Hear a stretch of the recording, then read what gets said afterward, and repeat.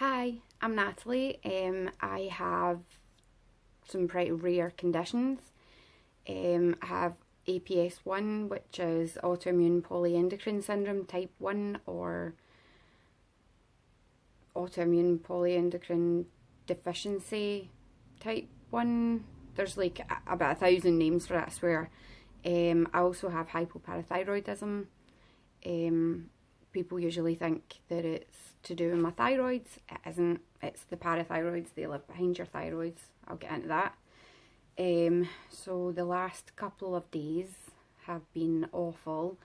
I go in weekly to the hospital to get the magnesium infusions because my body doesn't keep magnesium inside it. I can't take oral medication because I've got like malabsorption.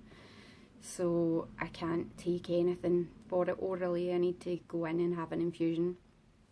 So that's every week. I went in the drip machine, like the machine they dial everything into. That malfunctioned and I had 12 hours worth of magnesium in 5 minutes. My eyes swelled up. My eyeballs went bloodshot. I felt bizarre. I can't think of like medical words that I could use, but I was feeling messed up. I felt high as a kite. I did a video in the hospital, but I felt like I was flying. It wasn't fun, actually. It sounds fun, but it wasn't fun. I felt like just my whole body was just wrong. I just felt wrong. So the next day, anyway, so my magnesium started at 0.6, which isn't that low, but it just continues to drop. So they gave me my infusion. Then when it went in after over 5 minutes, it was 1.1, I think, which is far too high. And you're at risk of like cardiac arrhythmias and heart attacks and all that kind of jazz. The next day, I was at 0.68, which it was still on its way down. I'm not under any impressions that it's perfect and that it's going to sit at that, because I know for a fact today I am really, really hypo. So it might not, like everything with this condition, like you look at someone and you're like, there's nothing wrong with that person. What is that person all about? They're talking rubbish.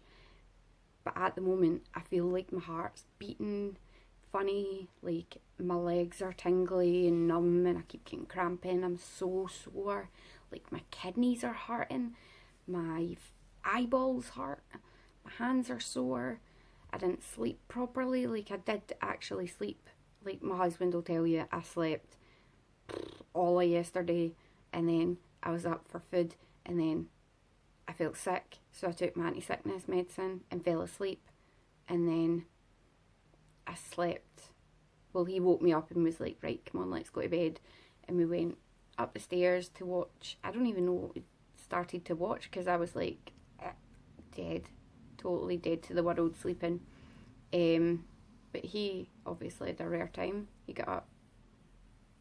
I don't even think he slept last night. I don't know whether that's because a lot of times he doesn't sleep because I'm like twitching and like my muscles spasm and I'm like crying in my sleep, and he's up all night making sure I'm alright, stroking my head and saying it's all going to be okay, it's okay, and I just sleep through it. But I don't know whether that's why he was up all night last night, but I've left him to sleep because I thought it was cruel to wake him up in case it was me that kept him up, because that sucks. Anyway,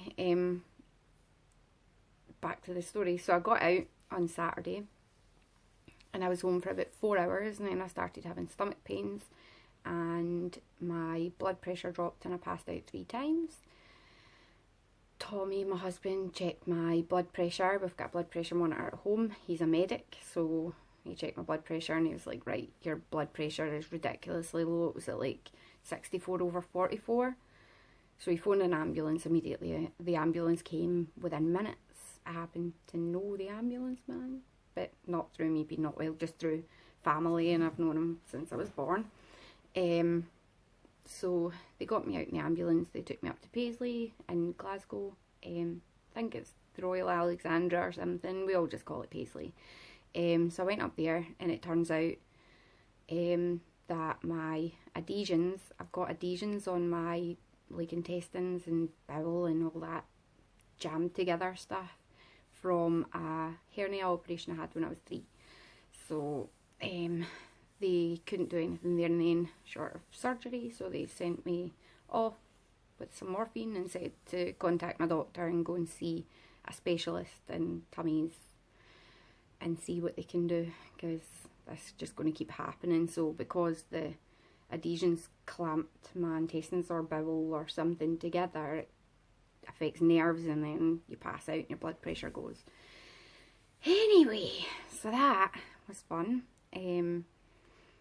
So yeah, I'm going to kind of talk briefly about the conditions and what they mean, like day to day, because a lot of people ask me and they don't really understand, because I don't look ill, I don't look sick. Sometimes I look bloody terrible, but most of the time I look alright. So they look at me and I'm saying I don't feel well, I don't want to go, and I look fine, so it annoys people. Like, I understand that it's going to get annoying seeing somebody that looks well saying I'm too poorly to come to do fun things with you. I can't go out on a night out because I don't feel well. Does get old. But the reason for that is that I have, well, the first condition I was diagnosed with was hypoparathyroidism. So the para in there is really important, because you've got in your neck, right? So in your neck you've got your thyroid gland, which is like a butterfly. It's like this here. And behind that there's 4 parathyroid glands. They are tiny, but they affect your body so much. They can kill you, and they're only 4 tiny little things. So there's loads of reasons why you can get this condition. There's congenital, genetic, autoimmune. More commonly though, it's post-surgical. So people have had thyroid cancer, had surgery to, sorry, I just got a spasm in my face. Nice. They'll get surgery to remove the cancer, and the surgeon is a bit ham-fisted, digging around, take out the parathyroids by accident. So I don't have that. I have autoimmune. So I have autoimmune polyglandular syndrome type 1, which is what I said at the beginning. So my immune system actually attacked my parathyroids when I was a baby and caused me to get this condition. So my body is mad. It's a total rage, as they say in Scotland. That just means that you're nuts. So my body attacks itself and likes to kill things inside me, which it could concentrate on illnesses and the flu. It could fight them off, but it doesn't. I just get sepsis if that happens and I have to go into hospital. But so your parathyroid glands are important because they send signals to, like, right, so your blood's running through your body, and the parathyroid, this is my own words and my own brain working right now, which isn't very good, but my parathyroid glands keep an eye. So they look at the blood, they analyse it, they go, right, the calcium's too low, the magnesium's too low, we'll send stuff out, like parathyroid hormone, to regulate that. So it'll regulate it, it'll take it from wherever. My body doesn't have the ability to do that, so my calcium and magnesium will drop. The first I know about it is when my hands are spasming, like they spasm like this, like proper. My face spasms, my eyeballs spasm, my larynx spasms, my legs, my arms, my scalp, everything spasms. Like, I can literally do that because this is my life daily since I was a kid. Like, I get spasms if I get it's called the Trousseau sign. You probably never heard of it, but it's called the Trousseau sign, and it's where you put a blood pressure cuff on your arm, and if your hand spasms, like, it hurts, it really hurts up here and down here. So when your hand spasms, there's literally no way you can't even prise your fingers open. But if that goes really tight in your hand spasm, that's a positive trousseau sign, so that means that your levels are low. So they do that sometimes. So that's basically what the parathyroids do. I don't have any.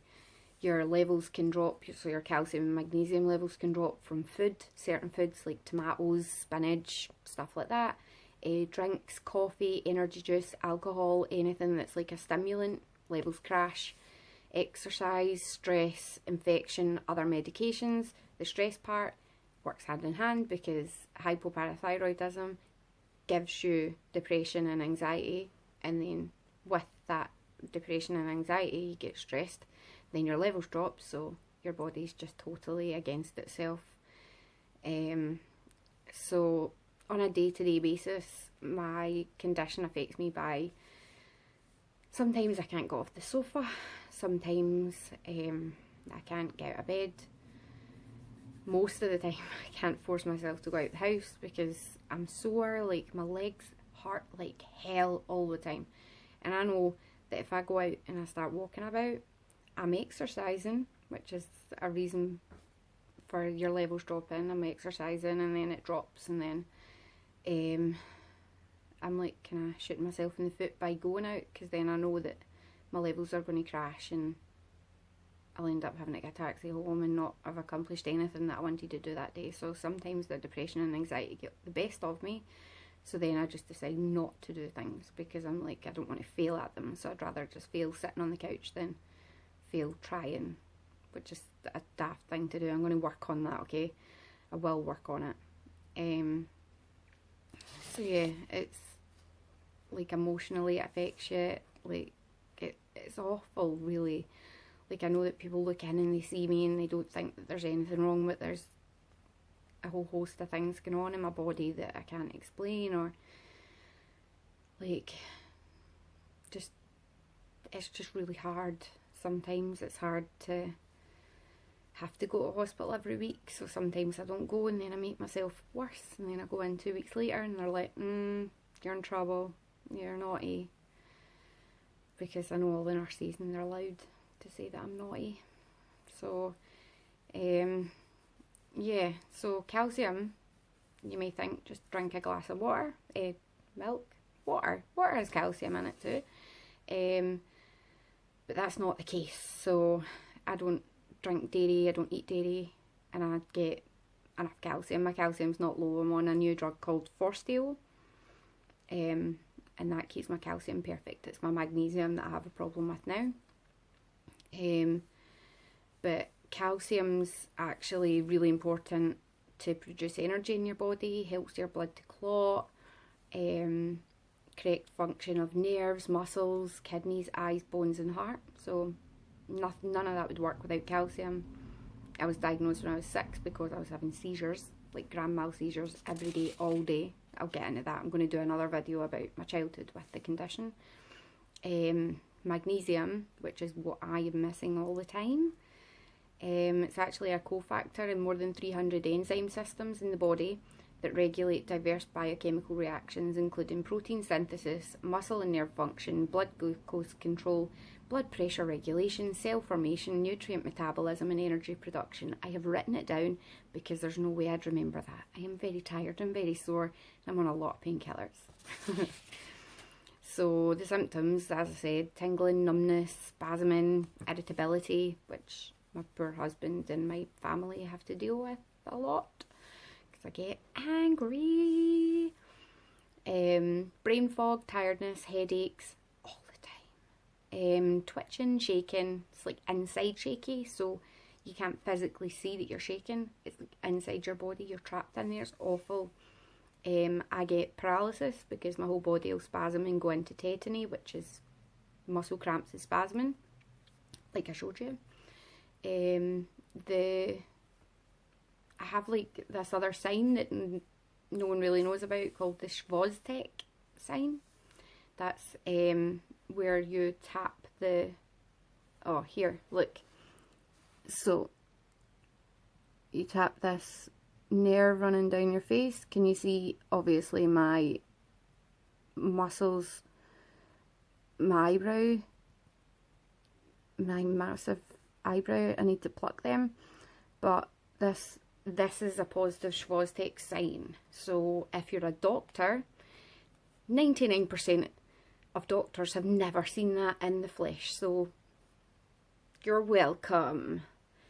So that means I need to get an infusion.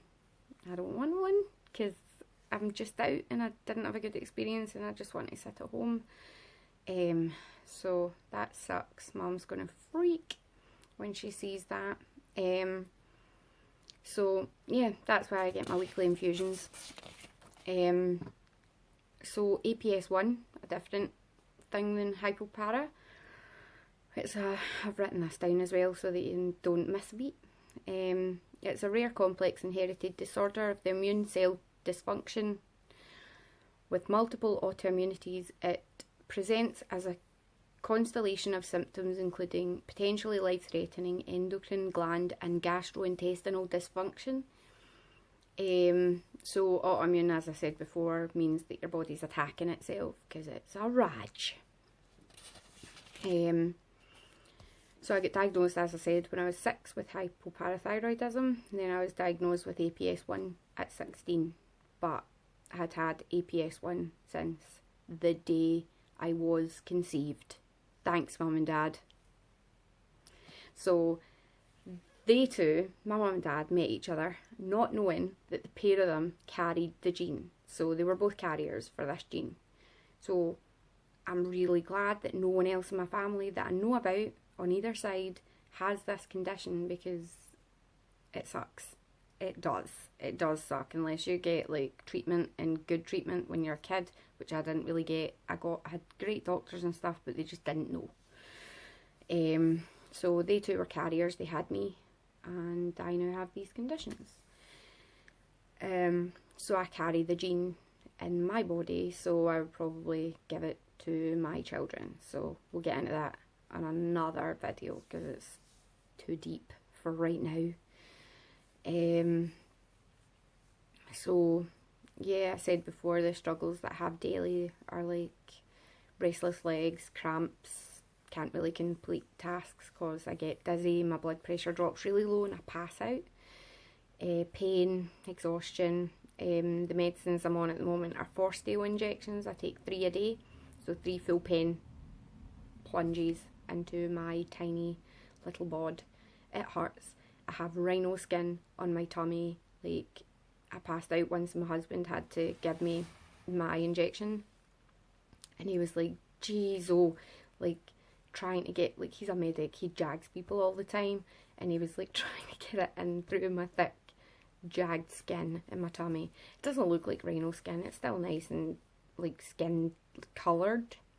It looks like normal skin, it's just not nice for when you're dragging things into it.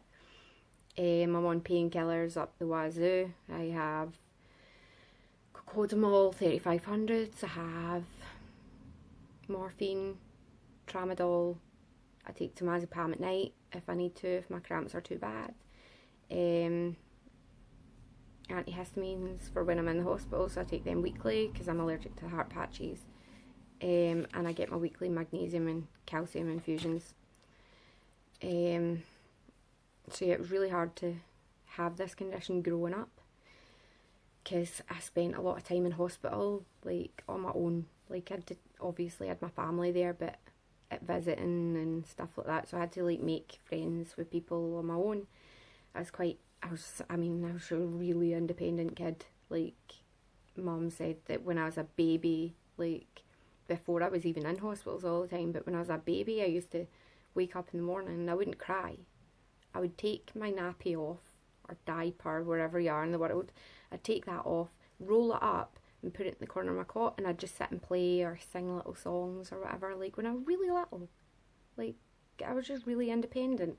And then when I was like 10, 11, I insisted on having my room like an apartment. Like, I had a microwave and a kettle and a sofa blow up, so an inflatable blue sofa, because they were all the rage in the 90s.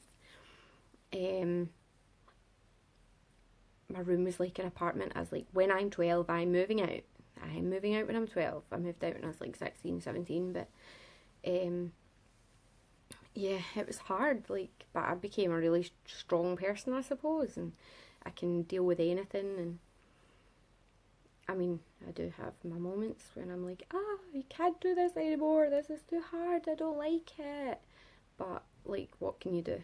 If you have a condition like this, you know that it's only so long you can be strong for, and then you need a day where you just cry and feel sorry for yourself and just feel like crap. Let it out, because when you're being strong, it's not easy to be strong. So when you're being strong every day and you're like, yeah, let's do stuff, let's do this, let's do that, I'm going to go make toast, because this is all things that are like really difficult for me. I have to really push myself. So I'm pushing myself, and I'm pushing down, like I'm bottling up all the pain that I'm having and all the worries I'm having and the anxiety, and I'm pushing it and pushing it and pushing it. And then it comes a day when you just cry. You just cry and cry and cry, and you feel sorry for yourself, and you don't want to talk to anyone, and you just want to lie in your bed and feel sorry for yourself and just feel crap, and knowing that you're allowed to feel crap, because you are feeling crap. It's not like people think that you should be strong and that strong's easy, but it's not. It's really hard to be strong every day. I've said strong about 25,000 times, but I just want to get the point across, if you know what I mean. I just want to let you know how hard it is to be strong, and for other people with conditions that are chronic conditions, and for like anybody, diabetics, for anybody, like everybody has their moments where they need to let that all out. Like, you bottle up so much, you need to let it out before you like explode into psychosis. So it was really hard growing up. I didn't want anyone to know that I wasn't well. If my mum even mentioned it in the supermarket or when I was around other human beings, I'd be like, shut up, Mum, oh my God, what's wrong with you? Don't even talk about it, there's nothing wrong with me. Childhood rage attack. But I was a kid. What are you gonna do? I didn't want my mum to be doing that. And then my mum would like try and tap my face, and I'd be like, don't touch me, don't even touch me. So I'll do it in private or whatever. I'm obviously doing it to the world, so you can all see how weird I am. But like this Schwaztech, the tap in the face thing, that is a big thing for me, because I hate people touching my face now. Because when I was a kid, I was like the freak of the week in hospital because no one else had the condition. So I would have like 10, maybe more, doctors and student doctors come around my bed, shut the curtains, and they'd all line up and have a go at tapping my face. I do not like people touching my face now, because that happened all day, every day. Different flock of doctors, different people coming over, nurses, everybody wanting to tap my face like I was a freak in the zoo. Like, I'm not into it. So I don't let people touch my face now. So if I go into hospital, I'll be like, I have a positive Schwaztech sign, and they'll go, oh, that's exciting, and I'll be like, I'm really sorry, try it on someone else, I'll do it myself.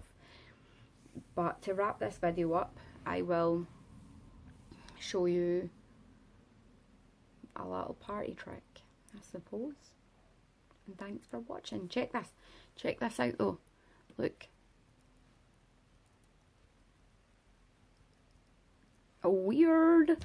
So that's my party trick that I've never shown anyone before, really, because I've always been really ashamed of it and really embarrassed. But I know that I shouldn't be. It's my life. I deal with it every single day. It's not something that crops up every so often. I deal with it every day, every week, every minute. I am sore. So there you go. I am a weirdo and proud. So if you have a condition, or you have hypoparathyroidism or APS1 or anything at all, you'll relate to these videos, because it's hard to be sick all the time. It's hard to live your